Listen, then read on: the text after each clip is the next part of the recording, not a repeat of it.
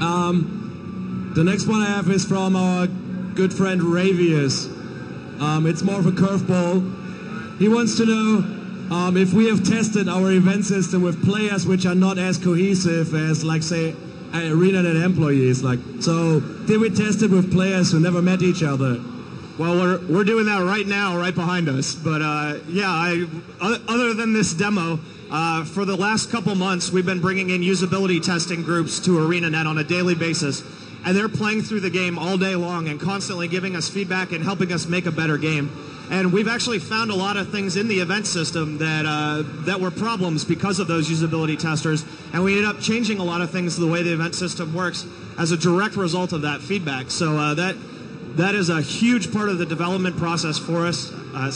Something else that we do at ArenaNet that I don't think is very normal in the game industry is we really involve QA in every step of our development process. At a lot of other companies, I think the QA team usually just does testing, they file bugs, and that's all they're allowed to do.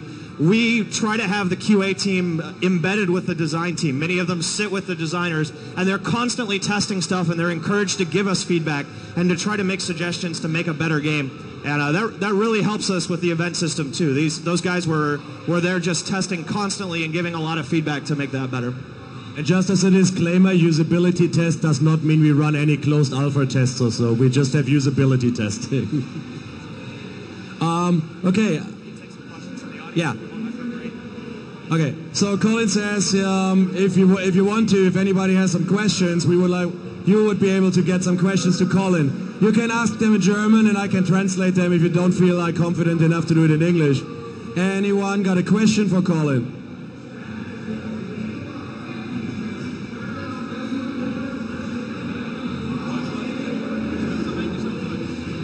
Will there be a PvP mode similar to Heroes Ascent? He was asking a PvP related question. If there will be anything PvP which is similar to Heroes Ascent. Well, I can tell you a little bit about our PvP right now. We're not going to discuss a ton of details about PvP at this point. We're really focused on the PvE part of the game with the demo we're doing here today. But I can tell you the game will have two forms of PvP.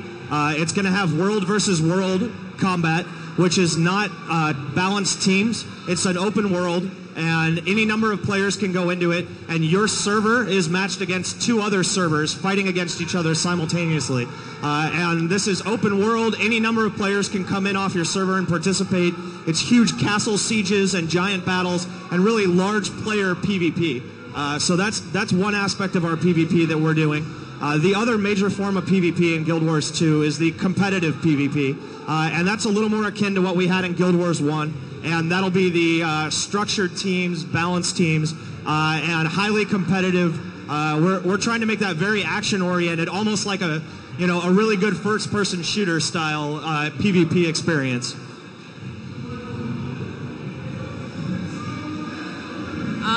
You already said that destroyed things stay destroyed within your home instance. What about the open world?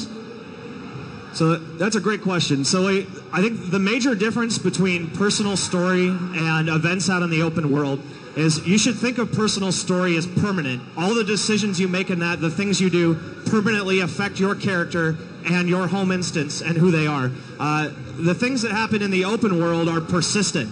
They change the world for a period of time, and then they remain that way until somebody comes along or the creatures in the game world do something to change that state. The events that you're seeing in the demo here in the background, they run whether players are there or not. So if no players are there participating in the event will happen, the event will chain, and the world will change regardless of if players are there. So you may walk in and catch an event at the end of the event chain, and you can push it back the other direction and see new events. You may come in from the start and see the event chain in a different direction and get to see other content. It's important to recognize the major difference there. It's just that events will change the world, but it's not forever. They make a dramatic effect, but not something that will change and never run again. Das da hinten wird ein bisschen schwierig. Kannst du nicht nach vorne durch? Yeah, he's right in the back, so it's kind of...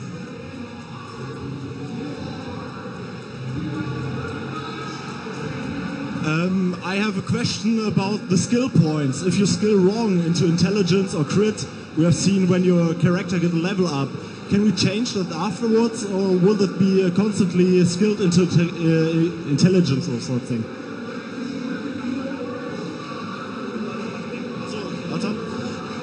Also, if you skill wrong into intelligence or something. Okay.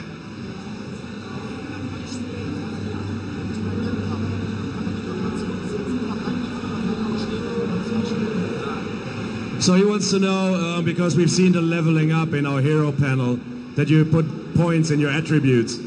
So if, for example, you think you made a wrong choice, will this be permanent, or is there a way that you can change it later on in the game through something?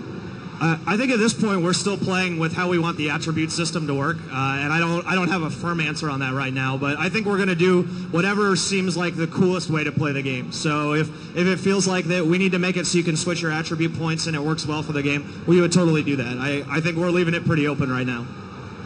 So, eine oder zwei Fragen noch.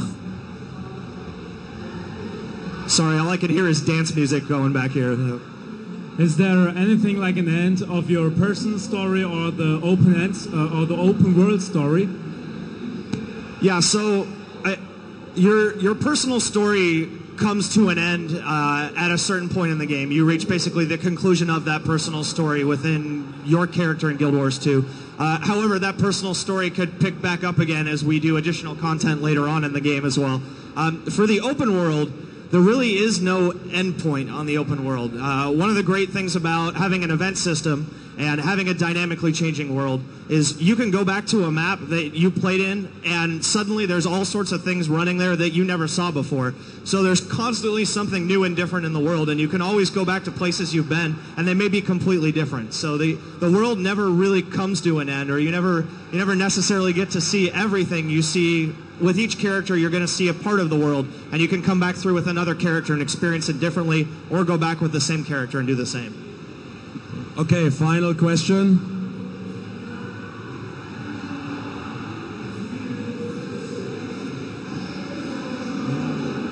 We have already seen a lot of footage of the humans and the char. When will we be able to see Asura, Nur, and Sylvari, actually? Oh. So yeah, that's a great question. They're actually, as playable races, we're not showing them in the demo, obviously. We will show more of them in the future. However, if you want to check some of them out, you can go, in particular in the human demo, if you go to the city of Divinity's Reach, the human capital city, they're actually...